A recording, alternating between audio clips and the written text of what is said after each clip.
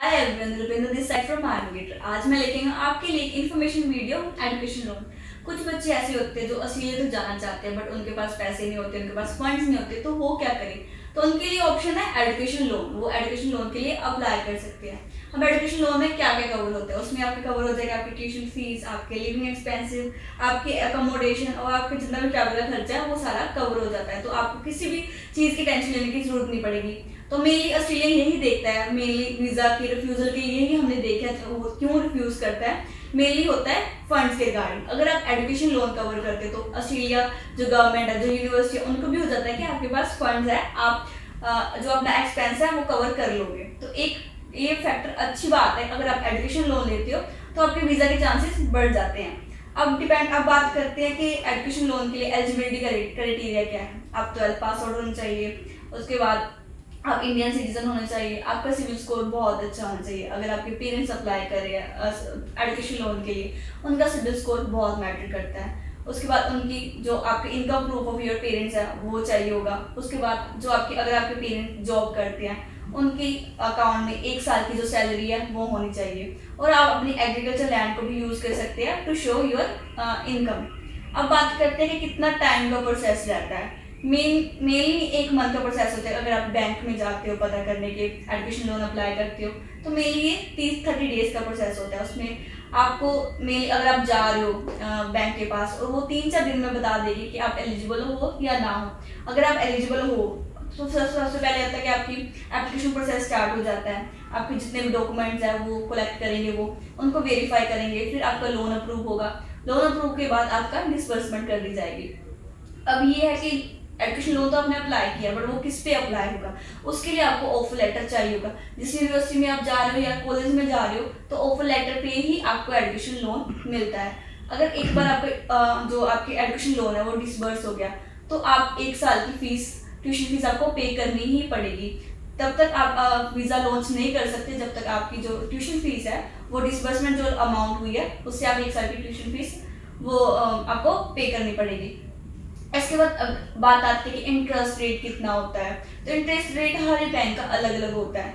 हर bank की अलग procedure होते हैं, अलग प्रोसेस होता है, टाइम पीरियड भी अलग होता है। बट हम अंदाज़ा लगा सकते हैं ये 11 से लेकर 13% के बीच में रहेगा।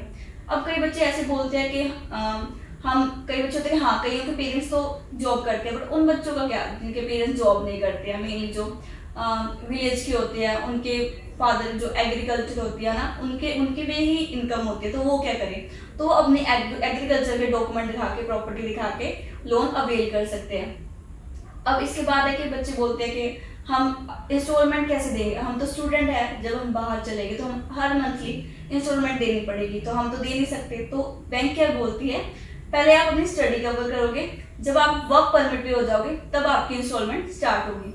बट उससे पहले आपको हर मंथ जो आपका इंटरेस्ट रेट है वो पे करना पड़ेगा। अभी इंटरेस्ट रेट हर बैंक का अलग अलग होता है। जो आपकी इंस्टॉलमेंट रहेगी वो आफ्टर स्टडी ही आप पे करोगे, बट तब तक आपको इंटरेस्ट रेट जो है हर मंथली वो देना पड़ेगा आपको। ये इतना नहीं होता। मेनली जो एजुकेशन लोन का इंटरेस्ट रेट है वो बहुत कम होता है। आप 3-4 बैंक में जाके पता करें और कंपैरिजन करें, जिसका इंटरेस्ट रेट कम होगा आप उसमें अवेल करें। और एजुकेशन लोन हमेशा जो एक फाइनेंशियल इंस्टीट्यूट होते हैं, बैंक होते हैं, उनसे ही करें। जो थर्ड पार्टी होते हैं उनसे ना ही करें। उसके बाद क्या क्या डॉक्यूमेंट मांगती है ऑस्ट्रेलिया की यूनिवर्सिटी। अगर आप लोन ले रहे हो अगेंस्ट योर प्रॉपर्टी, तो जो आपकी प्रॉपर्टी के डॉक्यूमेंट है वो भी ऑस्ट्रेलिया की यूनिवर्सिटी मांग सकती है। Ownership document of your property, उसकी कॉपी चाहिए होगी ऑस्ट्रेलिया की यूनिवर्सिटी की। उसके बाद आप जो प्रॉपर्टी दिखा रहे हो वो आपके क्लोज जो आपकी फैमिली मेम्बर है उनके नाम पे ही होनी चाहिए। आपके पेरेंट्स हो गए वो आपको स्पॉन्सर कर सकते हैं, उनके नेम पे अगर प्रॉपर्टी है, वही एजुकेशन लोन उस पर लिया है तो वही अप्रूव होगा। पेरेंट्स कर सकते हैं, आपके ग्रैंड पेरेंट्स कर सकते हैं, आपके सिबलिंग, अंकल आंट, कौन आपको स्पॉन्सर नहीं कर सकते। आपके कजन्स हो गए, आपके फ्रेंड्स हो गए, या फिर आपके दूर के रिश्तेदार हैं, ये आपको स्पॉन्सर नहीं कर सकते।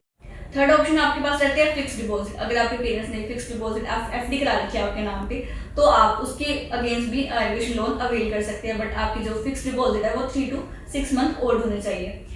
और अगर एक बार आपका जो लोन है वो डिसबर्समेंट हो गया, तो पहले आप 1 साल की फीस फिल करोगे, उसके बाद ही आप वीज़ा लॉन्च कर सकते हो। आप तब तक वीज़ा नहीं लॉन्च करते जब तक आपका जो डिसबर्समेंट अमाउंट है डिसबर्समेंट नहीं होती है एजुकेशन लोन की। अगर आपके मन में भी कोई डाउट है एजुकेशन लोन को लेकर, आपकी एलिजिबिलिटी को लेकर, तो आप हमें कॉन्टैक्ट कर सकते हैं नीचे दिए हुए नंबरों पे, या फिर विजिट कर सकते हैं हमारा ऑफिस स्माइल गेट है। Thank you.